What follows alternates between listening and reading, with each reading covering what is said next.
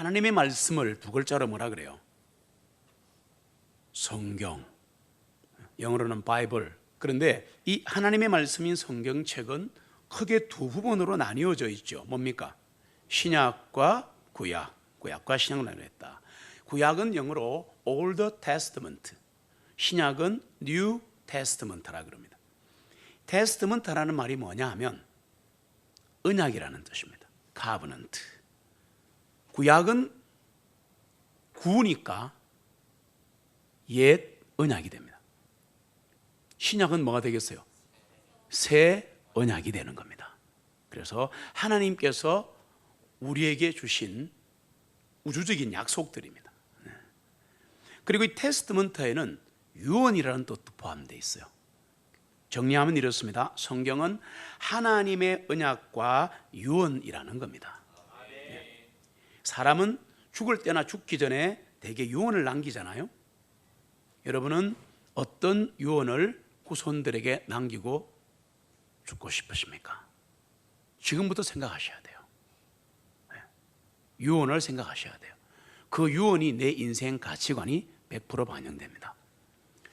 위대한 복음 전도자 사도 바울은 이 세상을 떠날 때가 가까워지자 복음으로 낳은 아들 디모데에게 유언을 남깁니다. 그 유언이 디모데서입니다. 디모데후서 4장 1절로 5절입니다. 같이 읽습니다. 그러므로 내가 하나님 앞과 주 예수 그리스도께서 나타나심과 그분의 왕국에서 산자들과 죽은 자들을 심판하실 그분 앞에서 내게 명령하노니 말씀을 선포하라. 때를 얻든지 못 얻든지 항상 대비하라. 모든 오래 참음과 교리로서 책망하고 꾸짖고 권면하라. 이는 때가 이르리니 사람들이 바른 교리를 견디지 못하고 귀가 가려워 그들 자신의 정욕을 쫓아 선생들을 많이 두리라. 또한 그들은 진리로부터 그들의 귀를 돌이켜 꾸며낸 이야기들을 따르리라. 그러나 너는 모든 일에 깨어있어 고난을 견디며 전도자의 일을 행하며 내 사역을 온전히 입증하라. 아멘.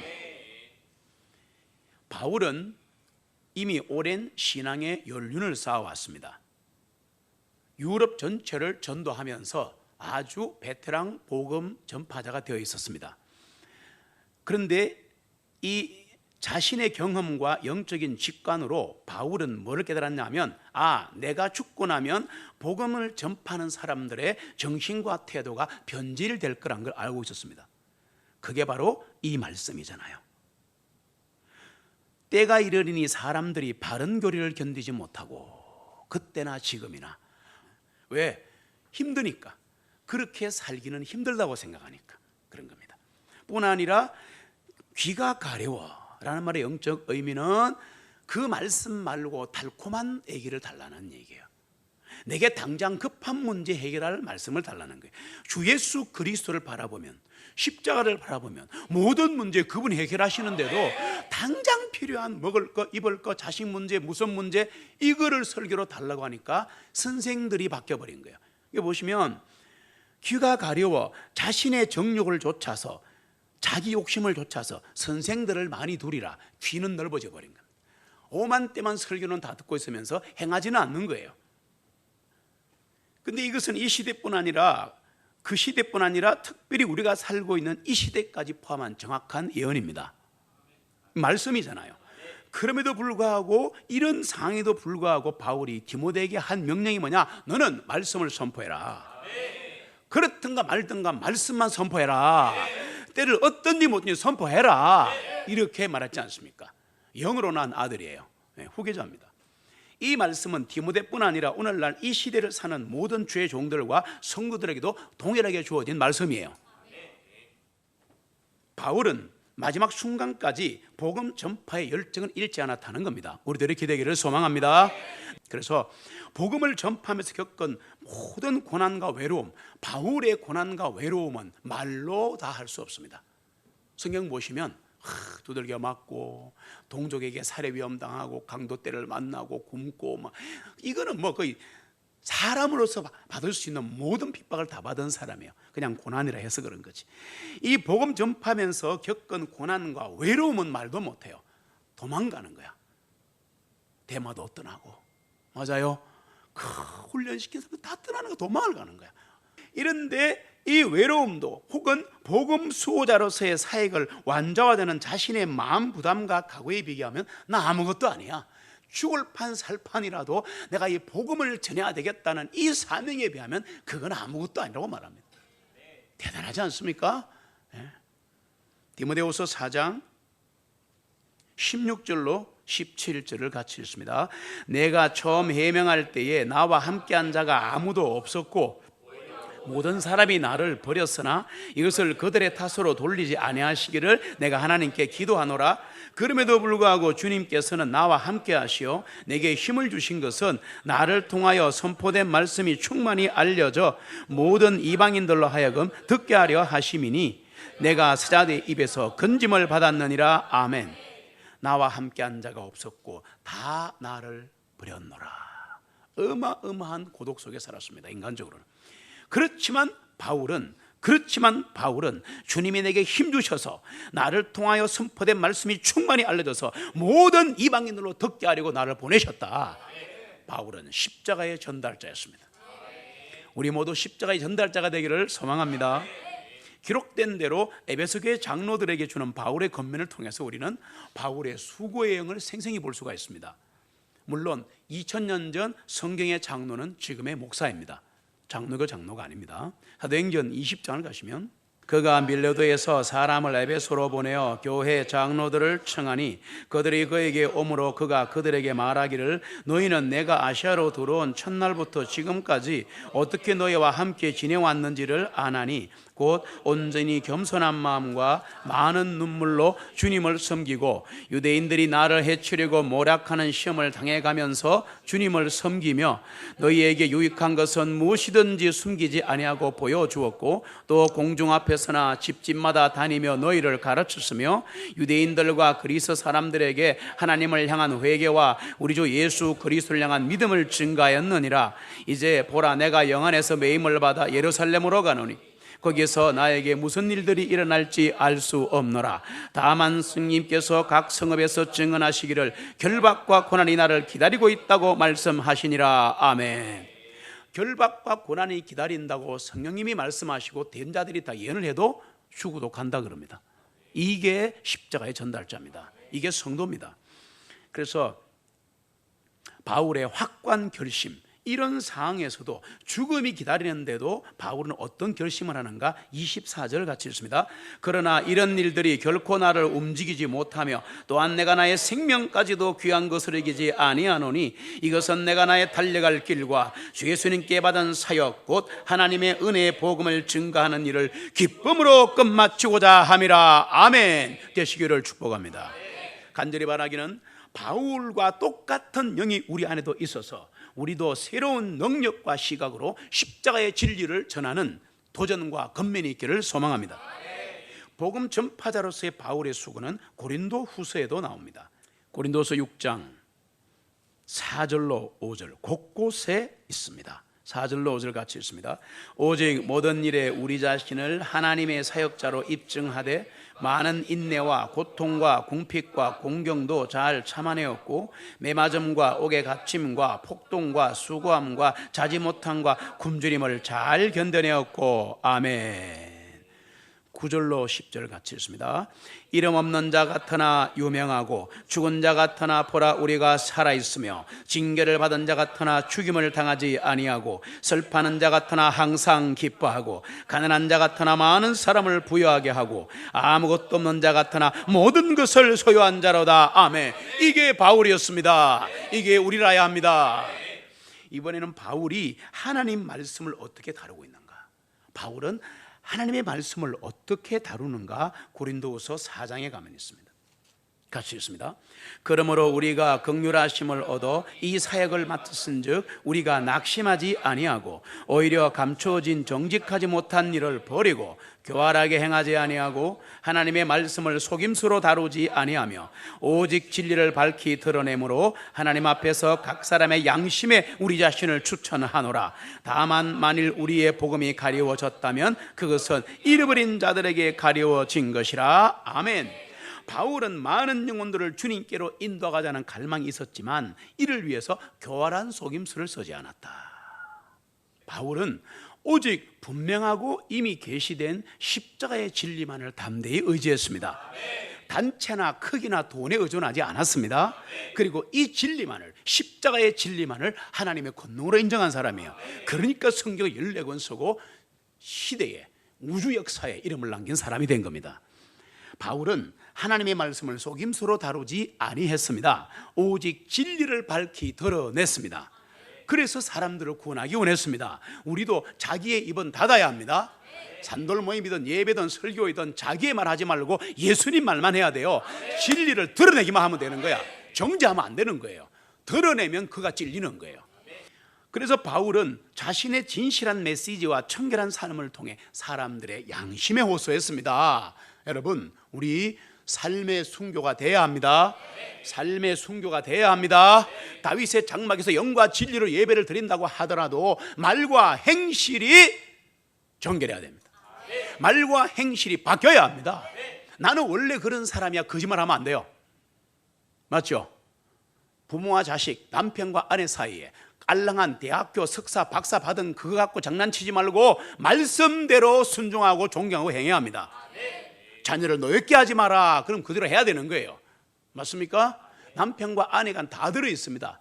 직장 상사에게 어떻게 할지, 사장이 부하에게 어떻게 할지 성경에 다 들어있지 않습니까? 그대로 하면 하나님이 하시는 거예요. 왜 자기의 교육관과 자기의 고집을 부리는 겁니까?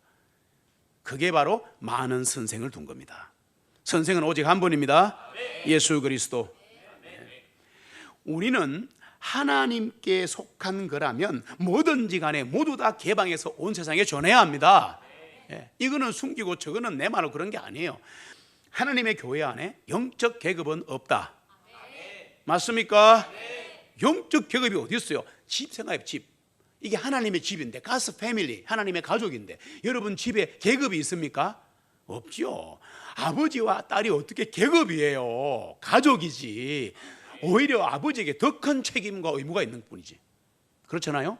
내가 영적으로 좀 더 많이 알고 뭔가 뛰어나면 그렇지 못한 사람을 섬기고 돌봐야지. 그거를 어깨 힘주고 그러면 안 되는 거죠. 교회 영적 계급은 없습니다. 물론 신앙 성장이라든지 영적 지식이 차이는 납니다. 이해합니다. 그러나 이건 안 돼요. 내가 하나님께 받았는데 이거는 아주 심한 진리인데 당신들은 몰라. 이거는 영적 교만입니다. 성령님이 너에게 임하시면, 성령이 보혜사, 위로자 성령이 너에게 오시면 그분이 모든 것을 가르쳐서 알게 할 필요가 없느니라. 다른 사람에게. 맞습니까? 그렇다고 목사가 필요 없다는 게 절대 아니에요. 그런 뜻은 아니에요. 성경을 다 보셔야 돼요. 그러나 중요한 것은 성령님이 가르치시기 때문에 뭐 이상한 거 숨어 있는 게 없다 그 말입니다. 다 드러난다 그 말입니다. 십자가의 진리는 특별히 공개적으로 온 세상에 전파되어야 합니다. 그리고 하나님의 말씀과 권능만을 의지해서 공개적으로 담대히 복음을 선포해야 합니다. 공개적으로 해야 합니다. 담대히 전해야 합니다. 속으로 우물우물 하지 마세요. 걱정하지 마세요. 복음을 전하면 바울처럼 그 정도로 죽지는 않을 겁니다. 대한민국은 헌법이 아직도 잘 돼 있어가지고 막 전하는데 와가지고 두드리 패고 그런 사람 아무도 없어요. 그냥 눈 홀키고 가는 정도로 이렇게 해봤잖아요. 한 소리 하고. 그럼 들으면 되지 뭐 어렵습니까? 예, 감사합니다. 그냥 째리 보는 사람도 관심이에요. 이해됩니까? 제일 짜증나는 사람이 빨리 도망가는 사람이잖아. 우리 전에 봐서 알잖아. 그리고 막 우리를 먹어보듯이 피해가는 사람. 그게 힘들지 와서 한 소리 하는 사람은 관심 있는 거예요. 그때 복음으로 찔러보는 거라. 감사합니다. 예수 믿고 구원 받으세요. 맞죠? 감사한 거예요. 감사. 오직 하나님의 동력자로서 우리는 성경에 나타난 말씀 그대로 공개적으로 단순하게 하나님의 복음을 선포합시다. 그러면 잘 보세요. 이거는 목사님이 하는 거다. 이러니까 안 되는 거야. 프리칭. 전파라는 단어는 설교 뜻도 있고 전도 뜻도 다 있어요. 그러니까 프리칭은 다 하는 거예요. 내가 나에게 선포하는 겁니다. 나사렛 예수 그리스도를 이름으로 하느니 우리 가정을 감싸고 있는 흑암의 세력은 물러갈지어다. 이거 보험 선포 아니에요? 힘들어지면은 나는 십자가에서 죽었다. 맞죠? 그렇게 선포하는 게 다 선포란 말이에요. 그 순간 나이가 물러가 버리는 거야. 그걸 모르고 멍청하게 얻어 터지면서 한 달간 1년간 얻어 터지고 있는 거야. 기도만 한다고 되는 게 아니에요. 선포해야지. 나는 하나님의 자녀다. 어디서 내를 손대? 조말할 때 가라. 예수님 이름으로 꼭 붙여야 돼. 내가 나가라 하면 절대 안 나가요. 네가 뭔데 그렇게 말합니다. 오늘날 눈에 띄게 보이는 교회의 배도 현상은 바울이 가졌던 이 태도와 방법으로 십자가의 진리를 선포하면 극복할 수 있는데, 배도 현상, 교회가 교회답지 못한 현상, 그 책임이 양들에게 있을까요? 양무리치는 목자에게 있을까요? 여러분 어떻게 생각하세요? 쌍방에다 책임이 있다는 것이야 합니다. 바른 말씀을 선포하는데 도망가잖아. 맞죠? 듣기 싫잖아. 그대로 살리니까 힘들거든. 술 마시지 마, 담배 피우지 마, 똑바로 앉아, 말씀 들어, 뭐 하니까 힘들어지는 거야. 난 내 대로 살고 싶다고, 내한테 좋은 얘기만 해줘, 내가 헌금할 테니까. 이게 타협이 된 겁니다. 이게 지금 타협이 된 게 현대교회입니다. 이걸 배도라 그럽니다. 배교라 그럽니다. 고민 많이 해보셔야 합니다. 어찌됐건 배도와 비진리 가운데 시달리는 양들이 있는데, 이 양들에게 선포해야 될 책임을 맡은 목자들은 십자가의 깃발을 높이 들고 하나님으로부터 오는 큰 믿음과 새로운 비전을 얻기 위해 기도해야 되는 거야. 목사부터 기도해야 되는 거야. 맞죠? 그리고 우리가 어떻게 이 십자가의 복음을 선포할 것인지 하나님께 도움을 구해야 합니다. 구해야 합니다. 회심사역 맡을 때도 그리해야 합니다. 똑같습니다. 그러면 이 시대가 이렇게 열심히 복음을 전파하고 있는 것처럼 보이는데 어찌 결과는 초라한가? 복음 선포 내용이 문제입니다. 우리는 어떤 식으로 복음을 선포해야 하는가? 많이들 복음을 전하는데 그 중에 대표적인 예를 하나 제가 들어보겠습니다. 이렇게 하면 안 된다는 거, 너무 추상적이에요. 이런 식입니다. 주 예수 그리스도께서는, 틀린 거 하나도 없어요. 주 예수 그리스도께서는 갈보리에서 죄인들을 위하여 대신 죽으심으로 구속의 사역을 완성하셨습니다. 아리까리하죠. 그분은 부활하사 하늘로 성취하죠. 틀린 게 없다는 얘기요. 갈보리에서 행하신 일을 근거로 그분의 종들을 보내셔 죄인들을 주님께로 인도하기를 원하십니다.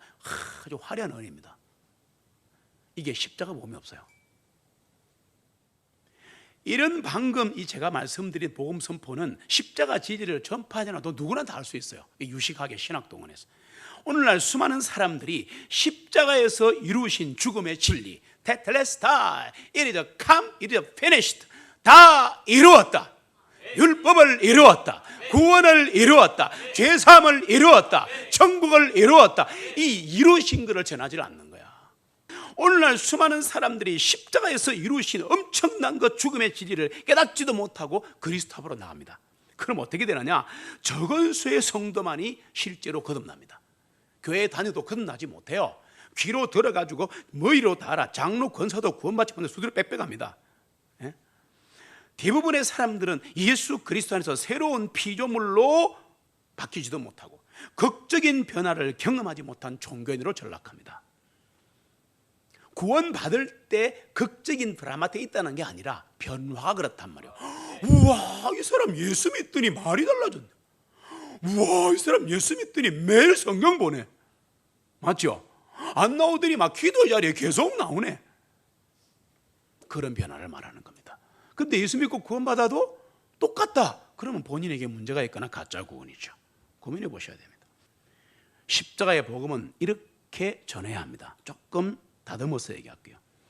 구원을 갈망하는 죄인들이요, 성령께서는 예수 그리스도의 죽음의 의미를 복음을 들으면 깨닫게 하십니다. 그분이 왜 죽었는지를 아셔야 합니다. 그리고 그리스도의 죽음의 의미가 뭔지를 경험하셔야 합니다.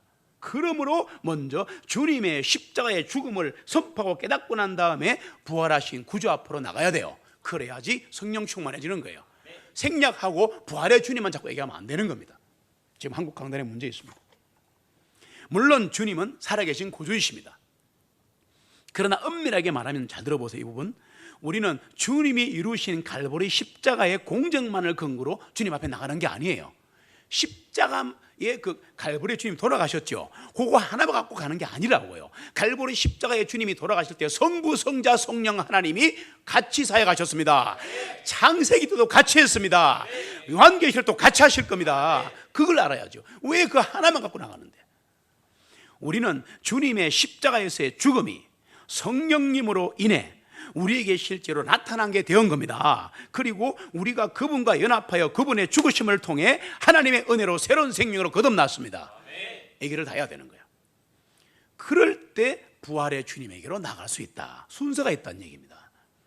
이 진리를 바울은 갈라디아서에서 생생한 말씀으로 표현하는데, 그래서 3장 1절 같이 읽습니다. 오 어리석도다 갈라디아 사람들이 나무 위에 달려 못 박히신 것이 너희 가운데서 너희의 눈앞에 분명히 보이거늘 누가 너희를 미혹하여 진리에 순종하지 못하게 하였느냐. 아멘. 보세요.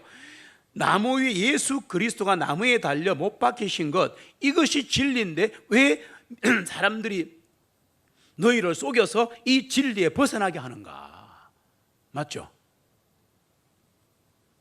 너희의 눈앞에 분명히 보이거늘 이란 표현의 의미가 뭐냐 하면 이런 뜻입니다.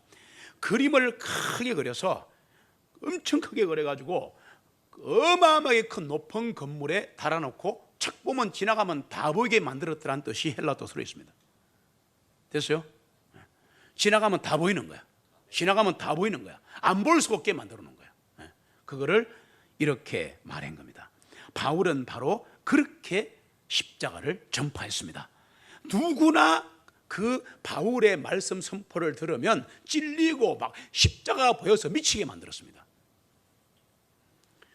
바울은 십자가의 진리를 하나님의 권능으로 전했기 때문입니다.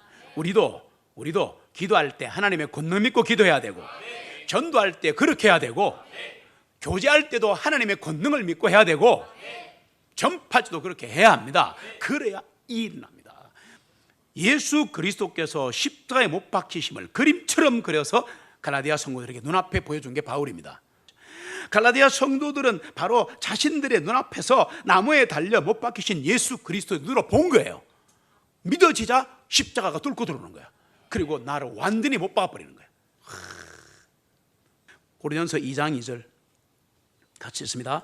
이는 내가 너희 중에서 예수 그리스도와 그분께서 나무에 달려 못 박히신 것 외에는 아무것도 아니하지로 작정하였기 때문이라. 나는 예수 그리스도와 십자가만 전해. 바울이 바보입니까? 천재 중에 천재입니다. 이 땅에 태어난 신약천 중에 최고가 바울입니다. 아무도 못 따라갑니다. 저는 발꿈치도 못 따라갑니다. 확실합니다. 맞습니까? 그 엄청난 하나님의 천재 바울이 뭐라 그랬어요? 나는 예수 그리스도만 전해. 그분이 십자가에 달려 죽으신 것만 전해. 근데 전하면 역사하려는 거야. 십자가 가슴을 찔러보는 거야. 멋있지 않습니까? 그래서 합시다. 그래서 합시다. 우리도 똑같이 이렇게 십자가의 진리를 선포해야 합니다. 이렇게 해야 합니다. 들으십시오. 하늘에서 내려온 중단지를 선포하겠습니다.